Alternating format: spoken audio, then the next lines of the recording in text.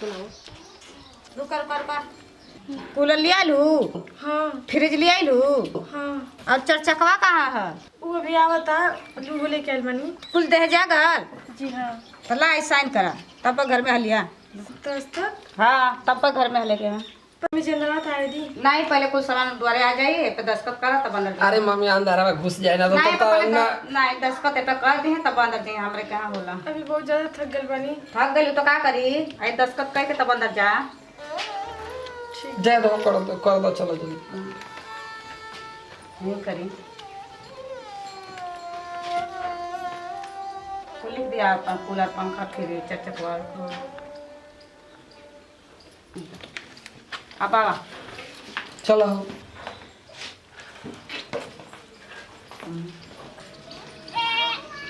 चलो बैठा हम हमारा काम होगा बैठा।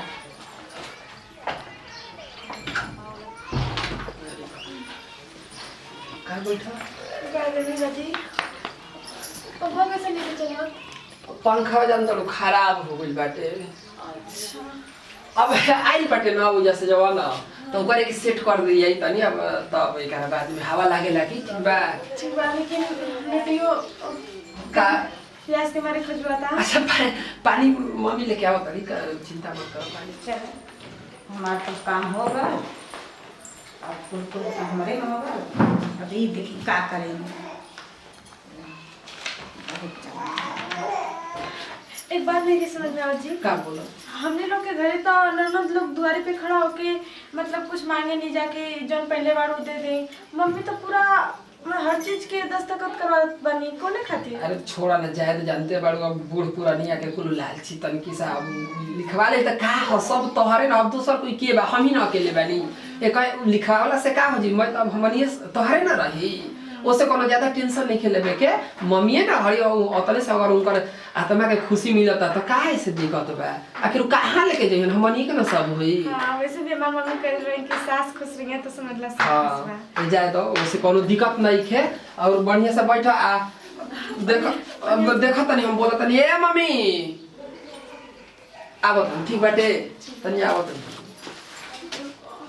भगवान कैसा घर परिवार बा मतलब कि हम ना लते तो ये सब ना बेलत बड़ा पूरा फैमिली लच्छी लौकता।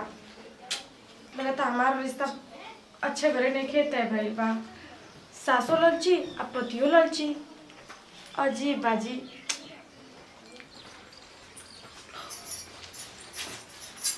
हमसे गला जाती है वो लाई पानी पिया आई घर द्वार अपना सोचे किया लाई पानी। जी ठीक बा। हाँ अब तो घर ही में तो हमसे गला जाता है मुँह खोला ऐसी करा घर द्वार देखभाल करके तो है क्या लजेले काम ना है।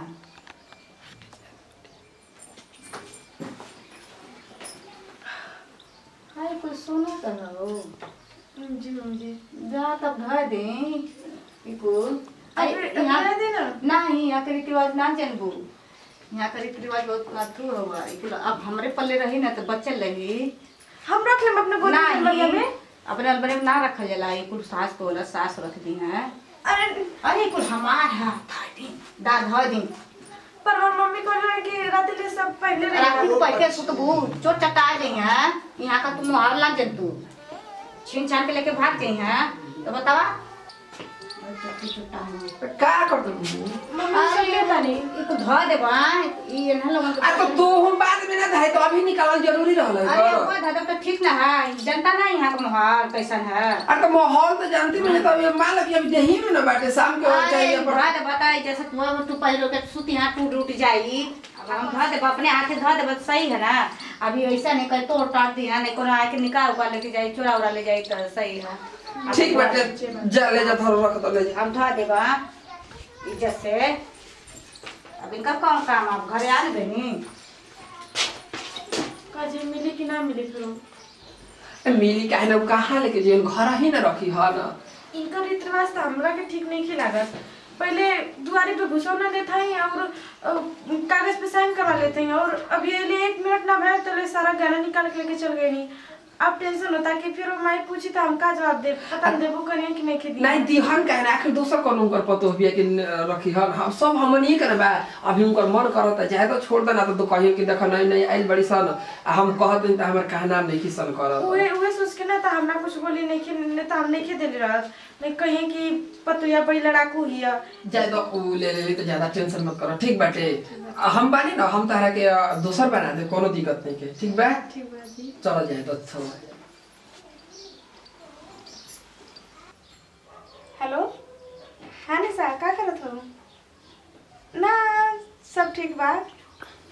अरे हमारे ठीक कड़कड़ाई सास मिल गया ना का बताई ओकरा के दिन भर खटावत रह लिया बैठलो रम तब कह रहे चढ़ाऊ दे हाँ अभी ना है ना मुझे रात तब बतिया नहीं है दे अब बाकी चिल्लाए लगत ना दे अब खाना पानी मांगे लगी रही समय तब कही अरे हे हाय दे रे प्रीतिया हाउ दे रे प्रीतिया हाय दे रे ऐसी कर बोले लगे ले है ना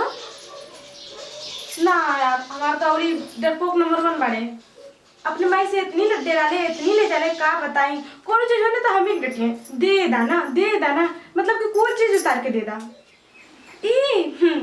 कुछ कभी कहिए ना सकता सिर्फ हमें ही बोल लेना हमें ही डांटे ना कहने की तो खुश रहा हम तो दोबारा लिया के दे देम तिबारा लिया के दे देम ऐसे 2 गुना लिया के दे देम अब तो हम ही के पता जी कि हमके कितना मिली।